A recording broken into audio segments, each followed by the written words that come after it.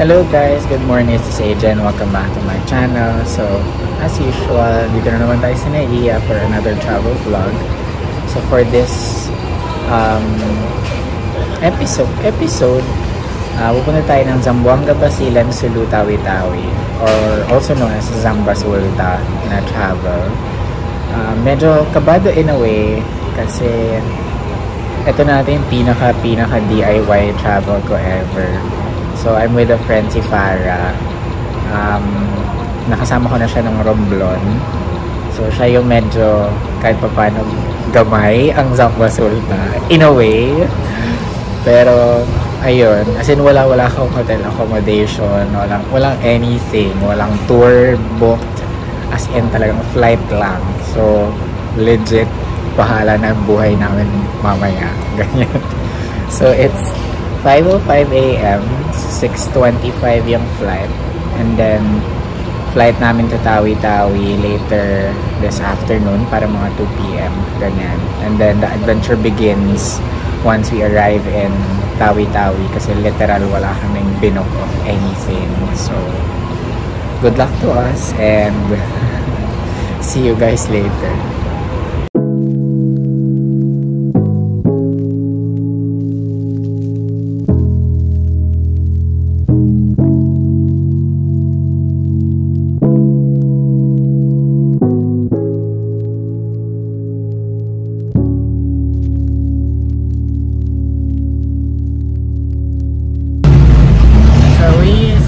Landed in Zamboanga, dito sa Zamboanga.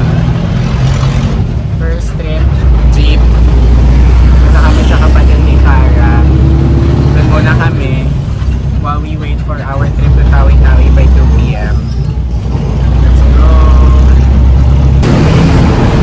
So, sabi ko kay Farah, budgeted yung travel. Ang gaga, literal talaga. Ayan, naglalakad-lakad lang, jeep. Ayaw talaga mag-taxi, mag-tricycle. Lakad lang. Lakad lang kami. Tapos jeep gaming, 12 pesos. So, saan tayo? Sa City Hall, para masabi talaga nasa Zamboanga. Kasi City Hall. City Hall muna para tatantusan muna na nag-Zamboanga talaga.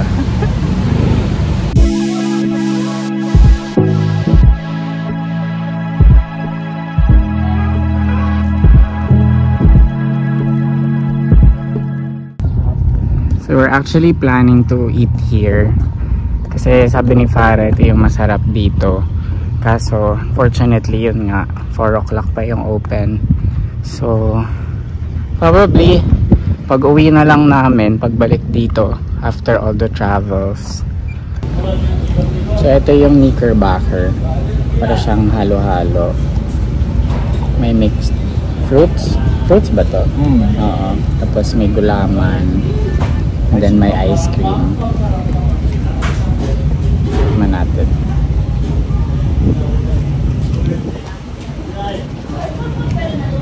So ice cream, watermelon, banana, gulaman, milk, evap. So sa kagustuhan tikman yung knickerbocker na hindi ko naman alam. May gatas pala yun. Lactose intolerant ako. So, imbes na maglakad kami, napa-tricycle na. Kasi kailangan ko ilabas bago mag-flight papuntang Tawi-Tawi. Pero masarap. It kayas naman. Parang local version ng halo-halo.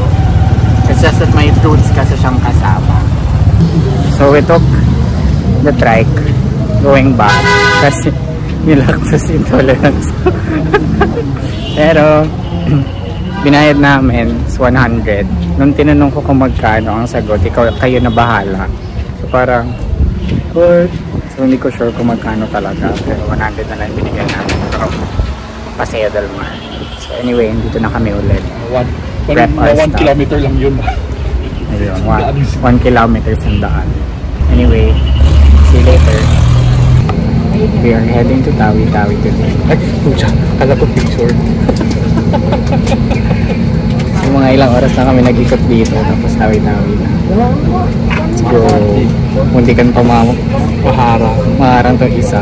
Diyos ko dahil yung kaba namin. Umeksena na yan dun sa airport. Akala mga sandali. Sandali! Kasi last call na siya. Siya na lang. Hinarang kasi siya. Very strict yung enforcers dito sa Zamboanga. Tinitimbang nila talaga bago ka pumasok dun sa second scanner yung mga bag mo or maleta. Kaya medyo mahaba yung pila papasok ng boarding area. So make sure nyo tama yung mga timbang ng mga bagay or else balik ka. So anyway,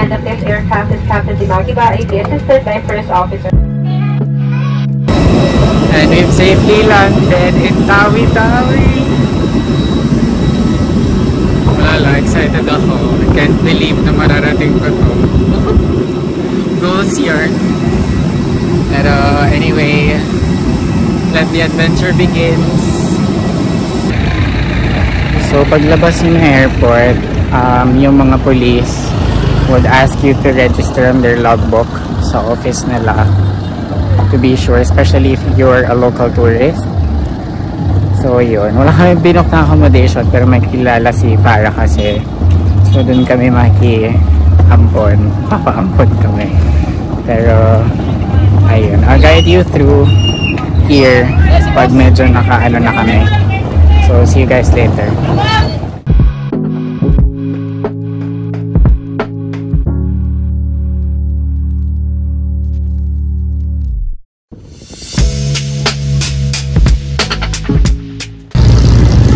We are walking dito lang sa may gilid ng main road with the sunset. Ibang iba yung feels dito. Yung pagiging hubadero ko parang nahihiya.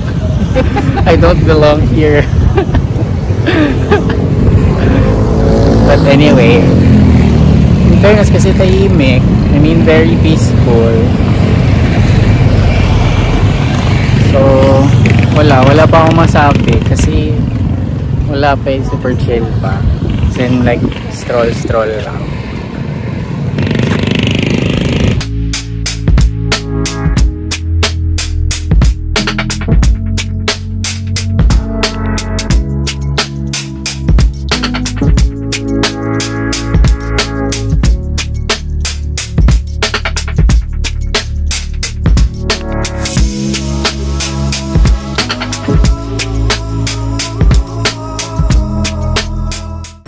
We are heading to the provincial capital. Tapos, paakyat yan. Tapos, hagdan pa ulit. Ay. Sabi ko last workout na yung kahapon. May leg day pala ngayon. At gusto mo pa magbonga. Grabe yung difference dun sa kung saan kami nagsistay. Very quiet and peaceful. Pero pag pinuntahan yung mismong Bonggao, grabe, ang bilis ng mga kaganapan. Parang everyone's busy, traffic, parang ang hingil ako.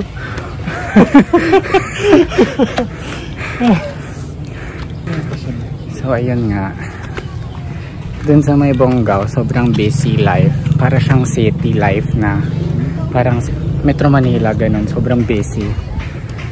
Ay, grabe yung hingal. Ito ko na-inform. Ay. So we are now here in front of the provincial capital of Tawi-Tawi. Grabe. Though pwede naman umakyat dito via trike. Pero kasi like paikot. So kung kaya mo naman or gusto mo naman like pwede mong akitin yung hagdan. Tapos tinatambayan to kasi wala kasi signal, may mga cell site dito and mahangin. So you have an overview of Tawi-Tawi in a way. So yeah, tiring day, sarap maligo pag uwi. First time ko lang titikman to. Dito kami sa may provincial capital banda.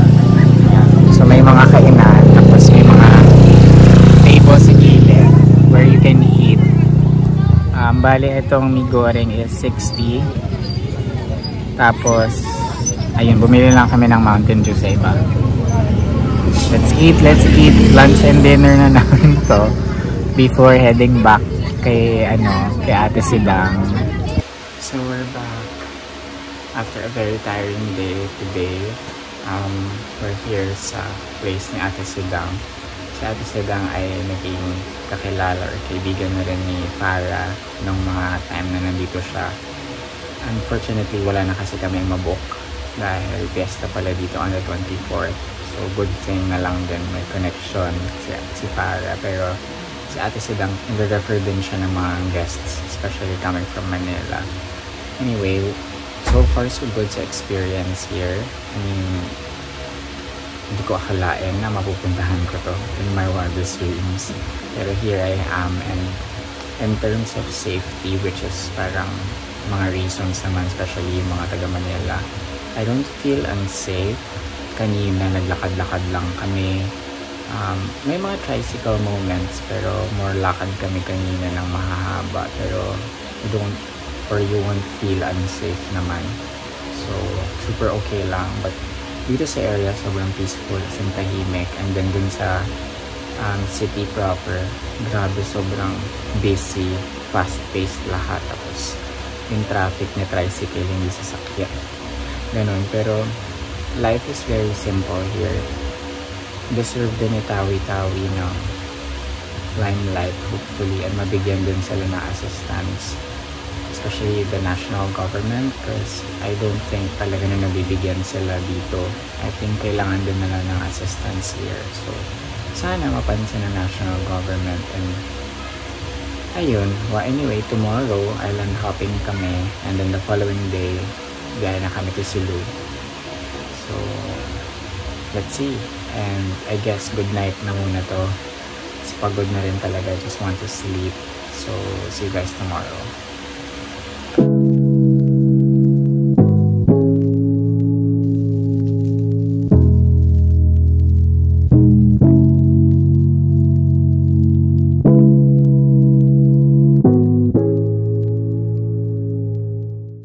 So, we're currently here at Simonol. Simonol, no? Simonol.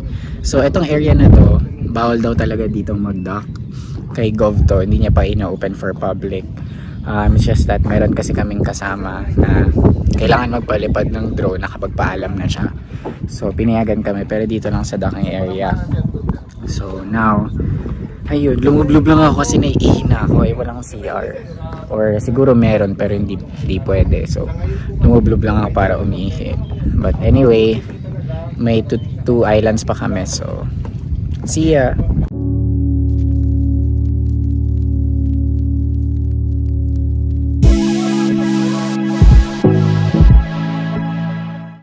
Our second stop is Simonol. So, municipality here in Tawi-Tawi.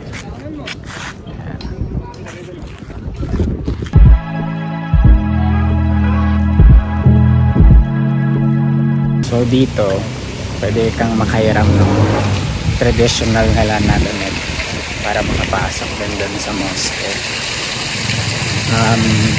You have to take note lang pag pupunta dito sa part na to ng Tawi-Tawi. You have to be covered in a way kasi nandito yung traditional people. So, hindi ka pwedeng show skin. So, yung paghihubadero ko, medyo balot ako dito sa part na to. So, ayun. Just have to take note of that one. Let's go!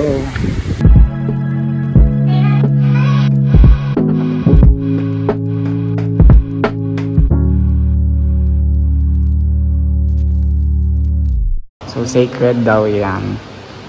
That's built 1300s. Marami daw ng tangkang tanggalin yan, pero namamatay. So, huwag nyo natangkayin.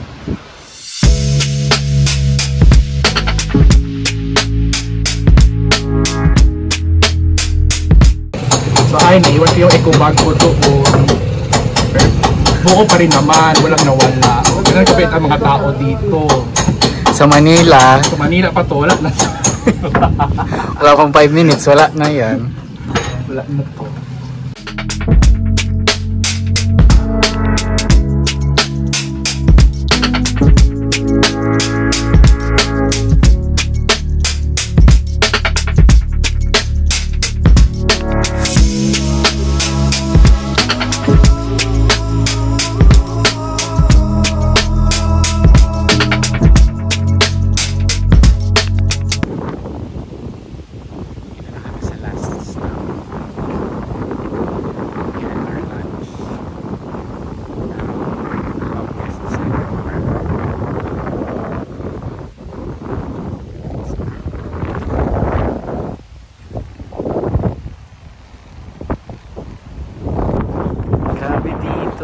Sobrang lawak.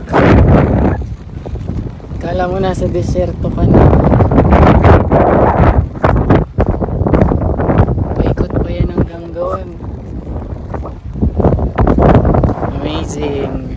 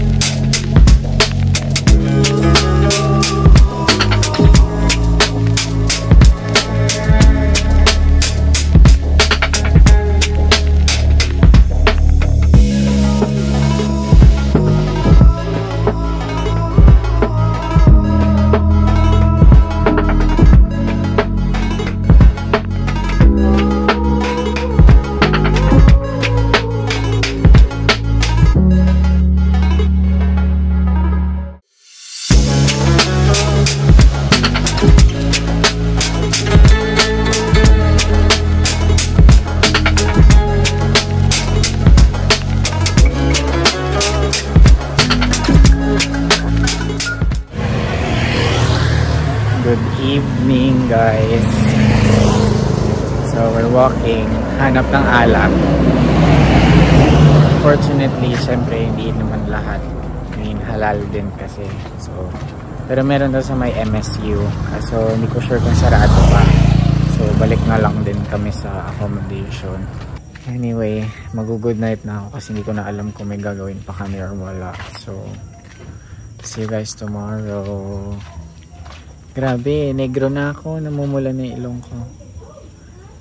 Good night. Good morning.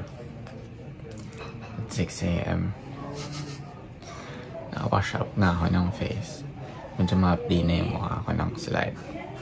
Ma-update na rin ng konti yung likod ko. Kakabilad kahapon. Pero nakita ko na umitim na rin ako. Kasi may tan line na yung trunks ko. But anyway, sobrang fun talaga kahapon. And buti na lang naging impulsive ako in making a decision na ituloy yung Highland Hopping. Kasi 4 lang kami. Originally, dapat 2 lang kami ni Farah. Tapos 9,000 yun. Kakagatin ko na sana. Good thing may nasama sa amin na 2. So nakatipid. But ayun, at least worth it despite of what happened. Pero ayan. Hopefully today may makakuha na kami na information ng boat going to Sulu. If merong biyahe today, babiyahe kami. If not, baka tomorrow. So, we'll see what will happen today. For now, breakfast na muna siguro. Morning!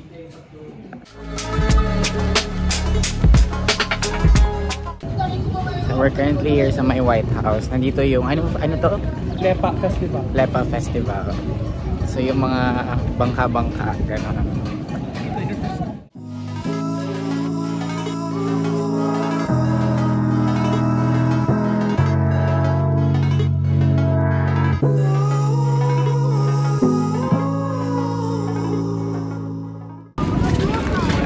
So, Lepa Festival is actually a water festival.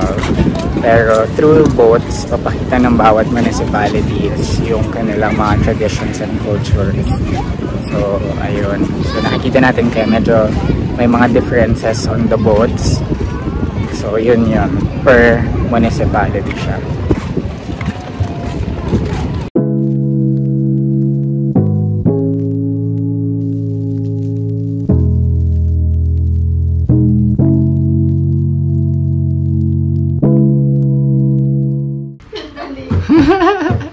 Ayan si Ate Sidang, ang Hi! aming Hello! nanay Welcome to dito. Tawi-Tawi! Yes. Yes.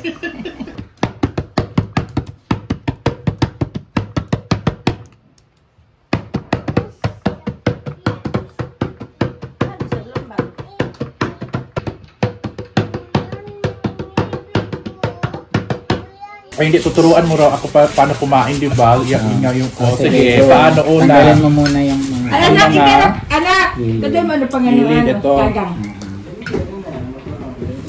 Yan. Sige, ito. Tanggalin. Sige, turuan daw niya ako. Sige. Tapos, Tapos, bubuksan mo yan. Nandito Tama, yung yun. ano. alin dito? Kasi mahahati mo yan eh. Ito. Oo. Sige. Sige. Ay, hala. Yan. Okay. Yan na. O, ito na. Hindi kainin niya sa ito. Hindi ito kainin, tanggalin niya. Ito Oo, tatanggalin yan. Tapos yung mga orange-orange, usually yun yung alige. Ano pinagagawa? Oo. Tapos yung white, yun na yung laman. Ano lang, sipag lang maghimay. Ay, ito. Yes. Pero ang favorite ko dito, sipit. Ito na yung kakainin.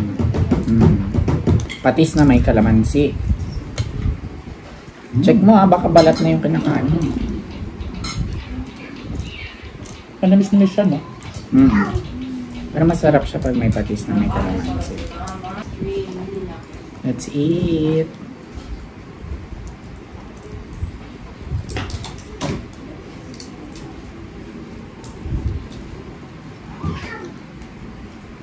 Para sa crabs ko. Kasi, Sige. Thank you. Para sa sipit. Kasi masarap yung laman. Favorite ko sipit. Mas gusto ko nga sipit. ang palaya ayaw mo. Gulay. It's a no. Kain kuya. Kalabasa.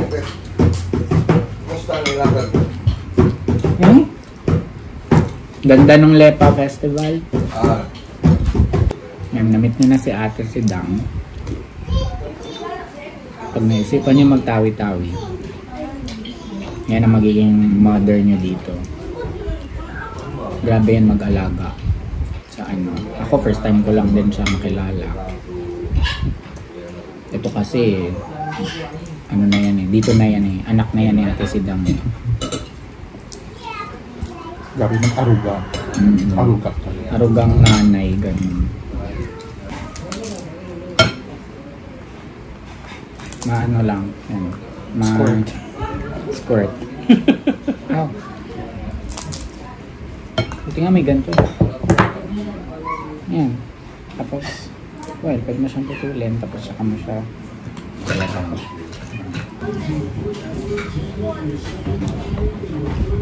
Ayan.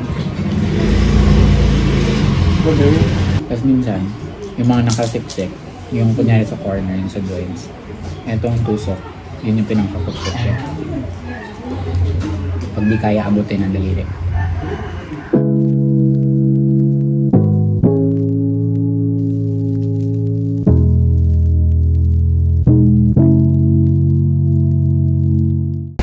So I'm at a local here. Tapos dito kami nagpunta sa isang non-touristy place or beach.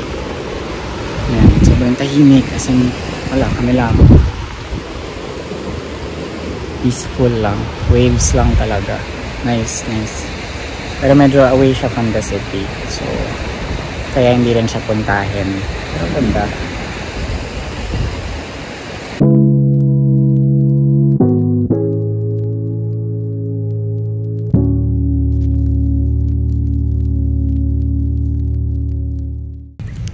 So we're currently here sa may Sanga-Sanga Airport. Sa mismo airport ng Tawi-Tawi. Open kasi to for jogging, for civilians kasi hindi naman everyday may flight going here. Kaya yan nakikita nyo, yan. That's the runway already. So anyway, pupunta dapat kami ng Bulobok Cave. Kaso unfortunately, hindi namin siya mahanap. Nagtatanong-tanong na kami, ang dami na namin tinanungan.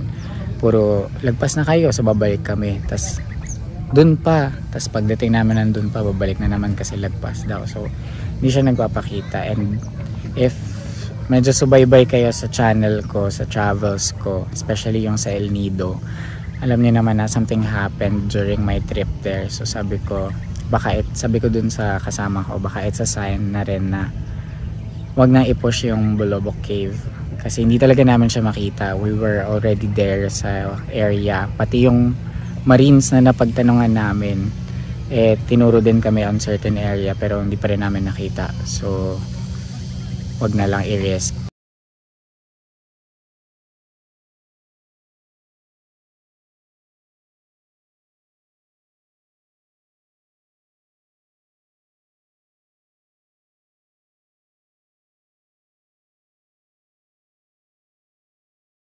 Kaya bumalik na lang kami dito sa may town proper din. Although dito na yan sa may Sanga-Sanga Airport, which is far away from Bunggowan mismo. Ito malapit na to kay Ate Sidang. So ayan, yan yung famous na area dito. So ayun, ang itim ko na achievement unlocked. So gusto ko naman din umitim, though medyo mahapdi-hapdi na yung mga some parts ng katawan ko, pero ayun, to kasi dami nagjo-jogging dito, mga nakaupo lang, chill ganyan sa mismong runway. Amazing. So anyway,